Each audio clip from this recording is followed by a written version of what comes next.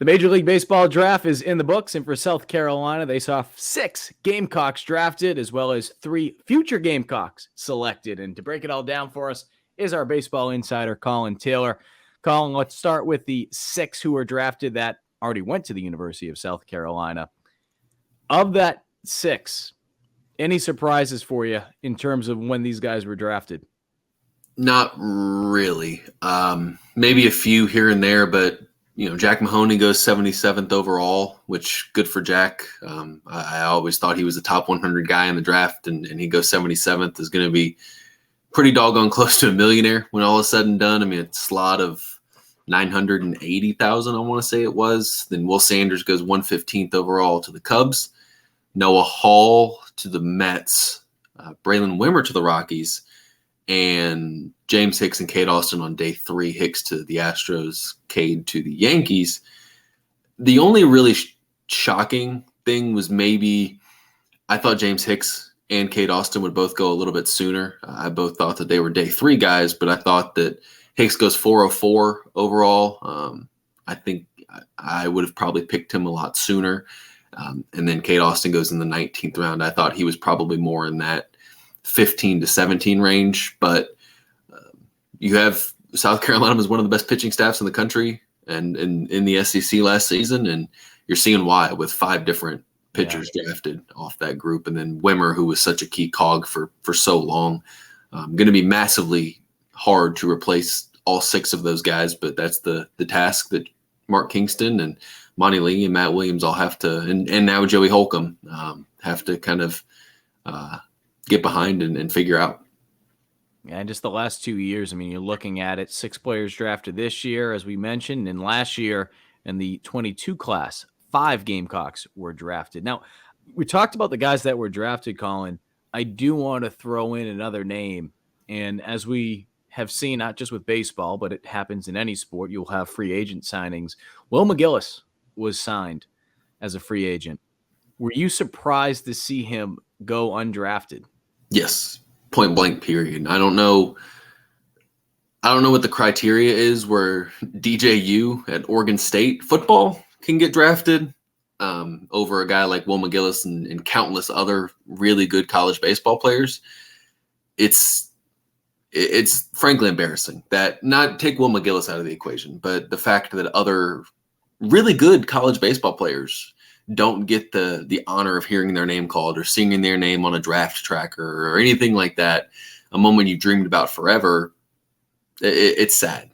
And I was shocked that someone who's been so productive for so long at the college level doesn't get drafted. Now he's going to get a shot in pro ball, rightfully so. But for him not to get drafted was shocking to me, at least. And that'll be something I think has to he's going to use that in a guy that hit 313 for you, hit well over 10 home runs, had 14 bombs, was one of their best hitters when healthy, and deservedly so, getting his chance in pro ball. Well, shooting Collyn going off from that, right? And he signs with the Los Angeles Angels, by the way. I don't think we his home team. He's a California kid who's getting to go home and play for a California club. You mentioned when healthy. If there's a fear that, okay, can he be the same McGillis, right? Come back from an injury. We saw that. Mm-hmm. We saw that in the tournament. I mean, if it wasn't for the fact that South Carolina wasn't able to get some other offensive production in game 1 from other players, they would have won that game. I mean, McGillis carried them in that game 1 super regional performance. And then you go back to obviously just regionals. He was phenomenal coming back from injury. And let's not discount this too. The fact that he did fight like hell to come back. He could have easily said, listen, the arm is just not there. I'm going to sit out and just start my pro career or whatever's next for me. But he didn't. He knew this was his last year of eligibility. The man fought like absolute hell to get back and make sure he was healthy enough. He came back sooner than he needed to in the regular season, re-injured himself. And that's one for you not to reward that if you're a big league team with the draft pick. Puzzling to me. I'm not saying he should have been drafted day 2, day 3, early day 3, but for a club not to spend a pick in the 18th, 19th, 20th round on him was a little shocking to me. Probably should have been a draft pick if I'm making the pick, but I'm really glad he is getting a shot as a California kid to go play in the Angels organization and just see what happens. Now, that was a name that Gamecock fans wanted to hear called in the draft. And that's not to say that these other three players that we're going to talk about, they didn't want to hear their names called. But, selfishly, I'm sure there's a lot of people that would like to see some of those names called a little bit later so that it would entice them to come to South Carolina.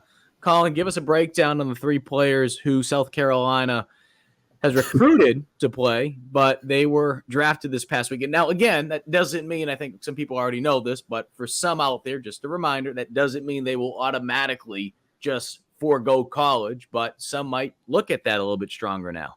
Yeah, and I anticipate all three guys who got drafted in this recruiting class, either high school or portal, I anticipate them as we sit here right now to sign professional deals and begin their professional careers. And that's the double-edged sword of recruiting good players and guys who have a chance to be really solid, productive pieces. Is the draft comes and you could lose most of them, and then all of a sudden you're scrambling is not the right word, but have to find plan Bs, plan Cs. That's the case here. Matt Duffy was the MAAC Pitcher of the Year at Canisius. He was really good, a massive pickup for South Carolina out of the portal. Ridley was excited about him too. Yeah. As my dog decided to go absolutely ballistic, I believe my wife is getting home from running there. We're keeping this back because this is phenomenal. Ridley's so excited about the draft. Yeah, no, but Matt Duffy was expected to come in and compete for starter innings. 3-year pitcher, a 2-year starter at Canisius. Wolko could have competed right away for a potential outfield spot. There were pieces there, and then Roddy Rodriguez. I'm not sure you anticipated him being part of the class really anyway, but those two guys could have been impact pieces in Duffy and Wolko, and South Carolina's not going to get him on campus. Wolko already confirmed to his hometown paper he's going to sign. I haven't seen paperwork for Duffy yet, but if you go in the top 120 picks, chances are you're probably going to sign.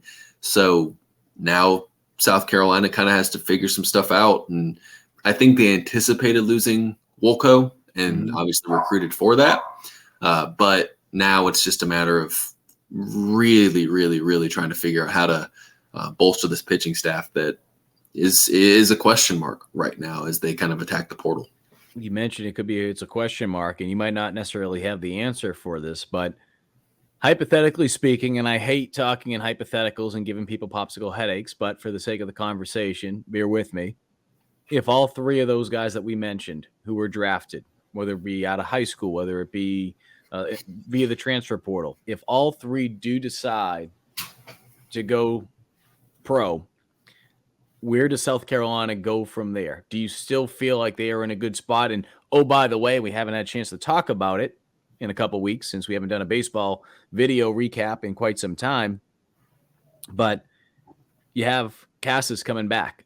Gavin Casas is coming back. He is returning. He is staying put. Yes. So that is obviously huge for USC. With that being said and everything else going on, where does South Carolina go from here?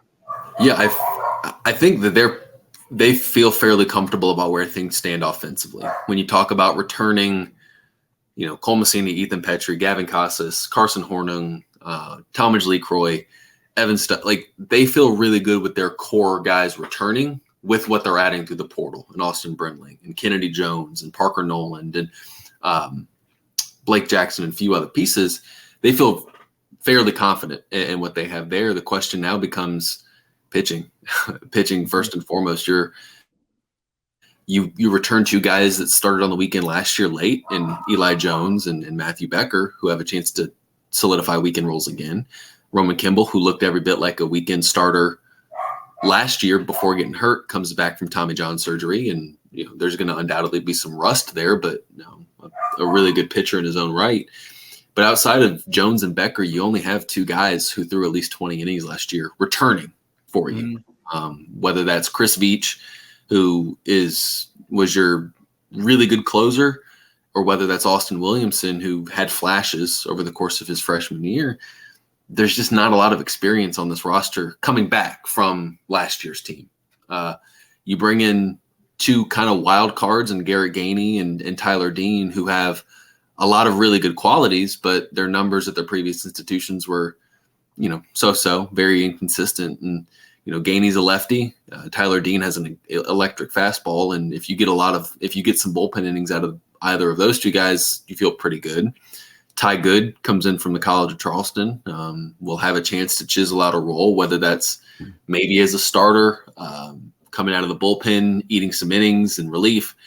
You can kind of use him in maybe a different way or two, but you still got to go out and get some dudes in the portal, because there's only, a couple guys in this freshman class is on the mound who have a chance to compete right away. And there will be some. That's how it always is in these recruiting classes.